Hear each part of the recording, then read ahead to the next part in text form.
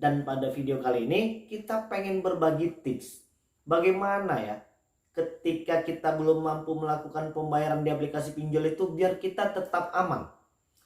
Oke, buat kalian yang mungkin hari ini sedang punya tagihan di 3, 4, 5 bahkan mungkin 10 aplikasi pinjol, agar untuk tetap tenang terlebih dahulu dan tidak melakukan tindakan negatif apapun hari ini yang mungkin bisa merugikan diri sendiri, orang lain, dan orang-orang yang kita sayangi.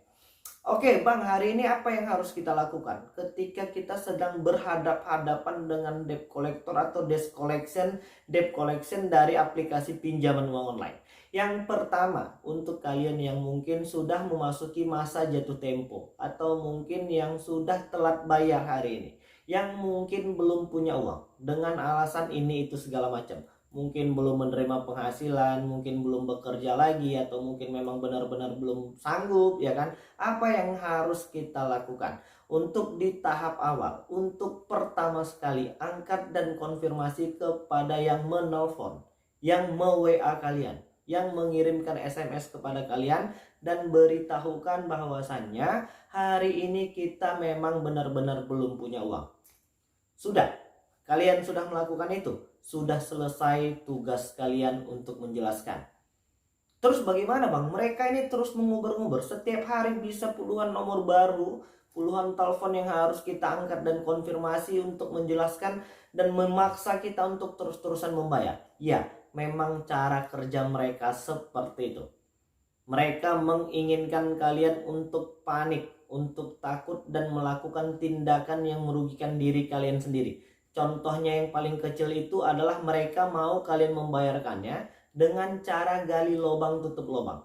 Mereka nggak pernah peduli kalian mau dapat uang dari mana. Yang terpenting mereka menyuruh kalian untuk segera membayarkan tagihan-tagihan tersebut.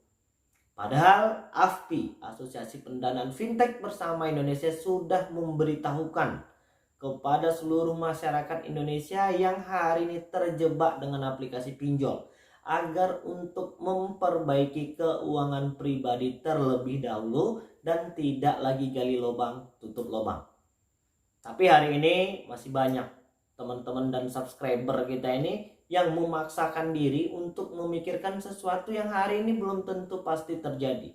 Bahkan masih banyak di antara kita ini yang menakut-nakuti dirinya sendiri dengan pemikiran yang aneh-aneh. Dan beberapa waktu belakangan terakhir banyak subscriber baru yang mungkin sudah sampai di titik stres tertinggi malah menyalahkan channel dari YouTube ini. Tapi ya sudah, saya itu maklum. Mungkin beberapa dari teman-teman yang belum pernah menghadapi masalah dan tekanan serta pressure seperti ini ya pasti mungkin sedang kalut, ya kan? Dan aku mendoakan kita semua agar terus diberikan jalan keluar dan solusi, ya kan? Agar terus dilimpahkan rahmat dan rezeki sehingga kita bisa melewati satu persatu permasalahan hidup ini dengan baik, dengan tidak salah langkah. Jadi di judul video ini kita itu meminta solusi untuk cara aman gagal bayar. Ya bagaimana mungkin bisa aman ketika kita sendiri pun tidak bisa mengamankan diri kita sendiri terlebih dahulu. Hari ini masih banyak ya dari teman-teman itu yang mungkin tertekan ketika melihat jumlah denda dan bunga yang terus menumpuk. Untuk masalah ini OJK sudah menjelaskan bahwasannya untuk di semua aplikasi pinjol legal OJK itu tidak boleh membebankan biaya denda dan bunga itu melebihi dari 100% jumlah pinjaman pokok di awal. Dan nanti ketika kalian sudah sampai di tahap itu atau mungkin mau ke tahap itu, biasanya aplikasi-aplikasi pinjol ini memberikan penawaran hanya untuk membayarkan pokoknya saja, atau mungkin ada yang bayar bunganya setengahnya saja. Untuk yang mendapatkan tawaran seperti ini, aku pengen mengingatkan dan memberitahukan agar untuk melakukan pelunasan ataupun penyicilan itu tetap melalui aplikasi. Jangan mengirimkan uang pembayaran itu baik penyicilan ataupun pelunasan ke rekening pribadi siapapun. Dan ketika kalian mendapatkan tawaran seperti ini, tolong segera sesuaikan dengan jumlah penawaran dan tagihan di aplikasi kalian supaya nanti kita tidak lagi dibohong-bohongi sama yang namanya debt collection nakal dari aplikasi pinjol legal OJK. Oke, yang hari ini belum mampu mengamankan dirinya sendiri, yang hari ini masih menakut-nakuti dirinya sendiri. Ingat ya, yang hari ini sedang mendapatkan ancaman yang katanya mau dibawa ke jalur hukum dengan tuduhan pencurian, pencucian, atau mungkin penggelapan, uang prestasi dan itu segala macam, kalian tidak akan dibawa ke kantor polisi. Hutang di aplikasi pinjol ini tidak diselesaikan di kantor polisi, tapi di pengadilan negeri. Coba bayangin kalau seandainya hari ini aplikasi-aplikasi pinjol ini menuntut semua debitur yang belum mampu melakukan pembayaran. Ada jutaan orang. Maka mungkin di setiap kota, di pengadilan-pengadilan negeri hanya akan membahas aplikasi pinjol saja. Dan mungkin aplikasi pinjol tidak akan melakukan hal itu. Mereka tidak akan membuang-buang waktu, tidak akan membuang energi dan biaya yang lebih besar hanya untuk membahas hutang di aplikasi mereka itu. Orang-orang yang hari ini berhutang di aplikasi pinjol itu ya nggak banyak-banyak banget ya. Paling ya 2 juta, 4 juta, 5 juta saja. Jadi kalau itu dikalikan mungkin dengan ratusan ribu orang ya mungkin mereka akan menguras tenaga mereka lebih banyak. Dan itu bisa mereka anggap sebagai kerugian di perusahaan mereka. Dan mungkin mereka juga tidak akan melakukan hal itu.